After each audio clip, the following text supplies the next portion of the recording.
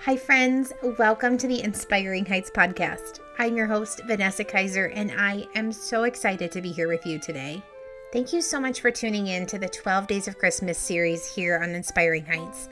Typically, we launch podcasts every other Monday, but seeing as how Christmas is the most amazing and beautiful and wonderful time of the year, we thought there was really nothing better than having 12 days in a row where we could talk about all sorts of fun Christmas things. So we are super glad you're here. Let's get to it.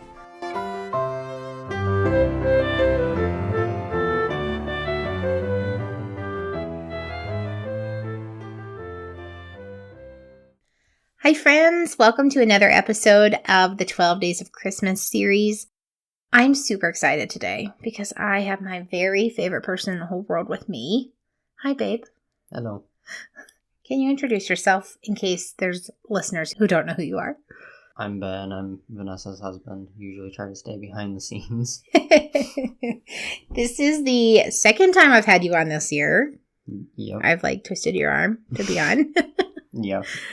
And a little secret, I guess, that we can tell our listeners is that there'll be at least one more time that you're on this year. Yeah, there will be.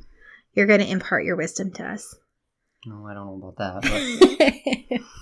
But... I'm excited. Thanks for being here.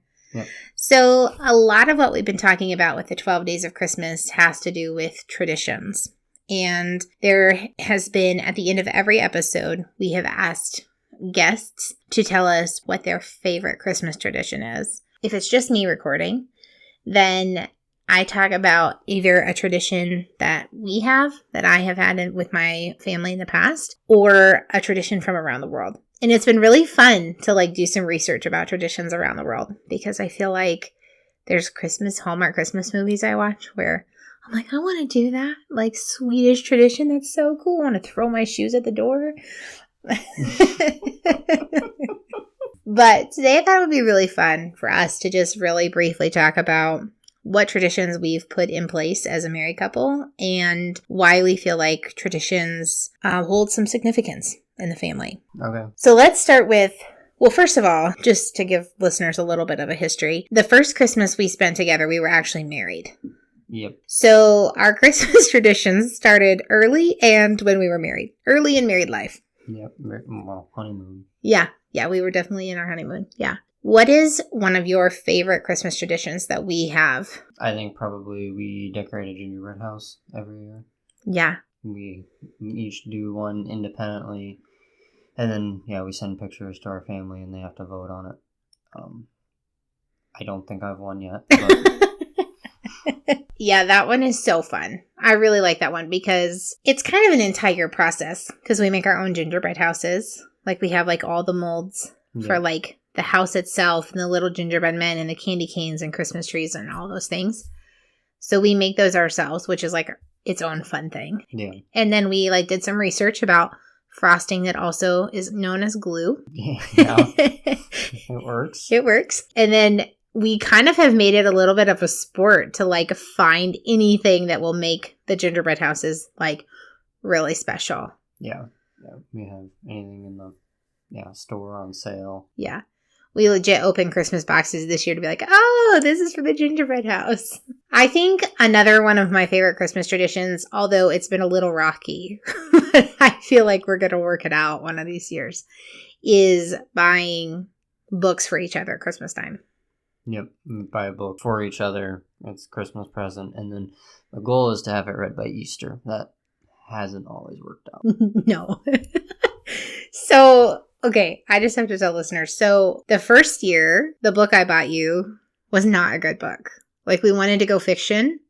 So we went fiction. And you got halfway through the book and you're like, babe, this book is no good. Yeah, no. We literally threw it away. And the book you got me was a little intense. But I got through it.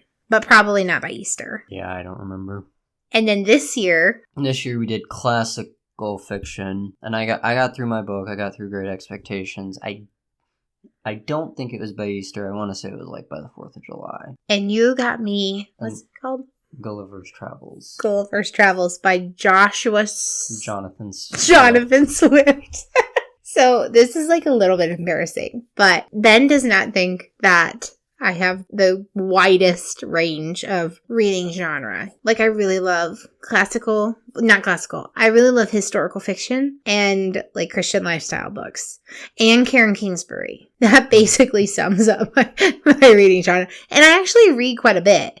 Yeah. But like within those like kind of 3 categories. Right. Ben was like, yeah, I think it would be really good for us to do classical literature. And y'all, classical literature is a little bit intense. Just to give you I tried. I gave it my best effort. I think I got like 5 chapters in.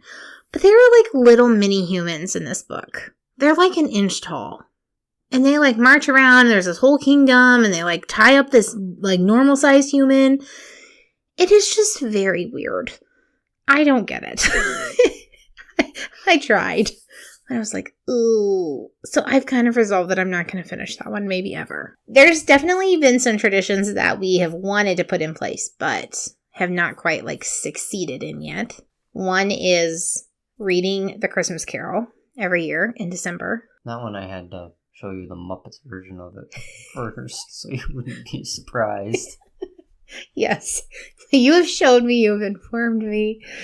So we should read that this year. We should really make an effort to do that. I want to talk for a second about why we feel like Christmas traditions matter a little bit or hold some significance to us.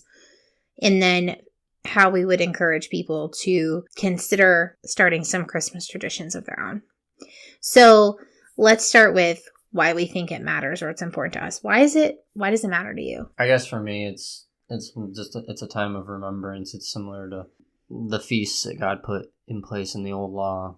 Like the Feast of Booths was commemorating the wandering in the wilderness. It's a reminder for us humans that tend to forget. Just a yearly reminder.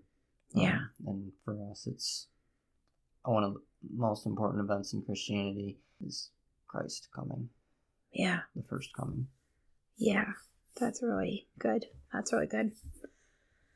I think that for me, I would say it's in the same vein of like, there's this time of remembrance. And I think that Christmas traditions help us to like slow down a little bit and pull back and not to like be punny, but like help us be where our feet are. Because like when we're making gingerbread houses and we're in that competition, I'm not really thinking about work.